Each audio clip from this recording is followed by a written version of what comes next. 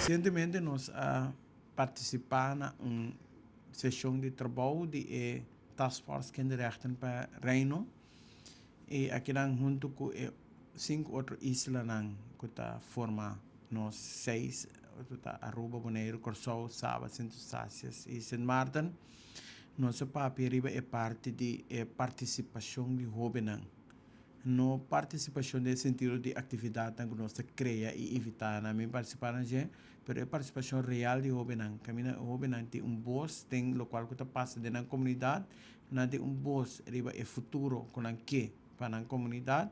e também camina com nós como instância de governamental, instância oficial, lo se cria a oportunidade para jovens ter voz aqui. No sentido de criar estrutura nang camina que é jovem que por reunir camina que jovem que por criar nang pensamento nang consejo nang e criar camina nang que consejo nang que por chegar seca instância nang e até hasta uma instância maneira bastos colégio de isla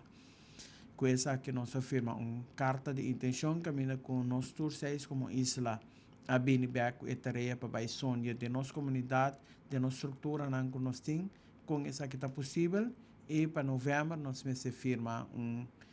addendum, memorandum of understanding que tem que firmar for 2018 com nossa palavra que nós vai trazer junto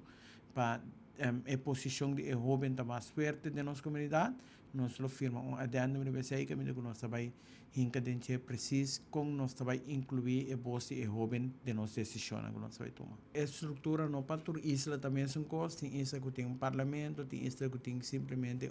conselho de jovem. Durante o viagem aqui nós passa com o também e nós temos uma conversação com a voz de juventude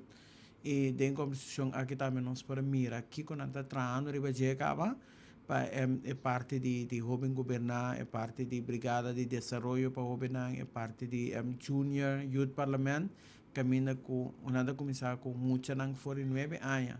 com experiência aqui com o trabalho do governo tá assim, com o trabalho do governo tá assim e com for nang edad young nang por ter voz dentro do qual com nanta mira para o futuro da isla e parte de jovem governar também tá agora que está passando processo de avaliação para começar de novo no novembro e den essa conversação com nós como Bonaire também por tá ligar na processo aí e vai que lhes na nós também por sim fora de e que estrutura nós também por criar fora de para nós soube não por hanha é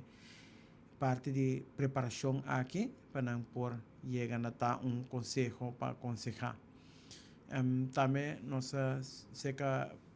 voz de juventude, nossa mira material que está desenvolvendo para resiliência, seca muito homem e muito mulher,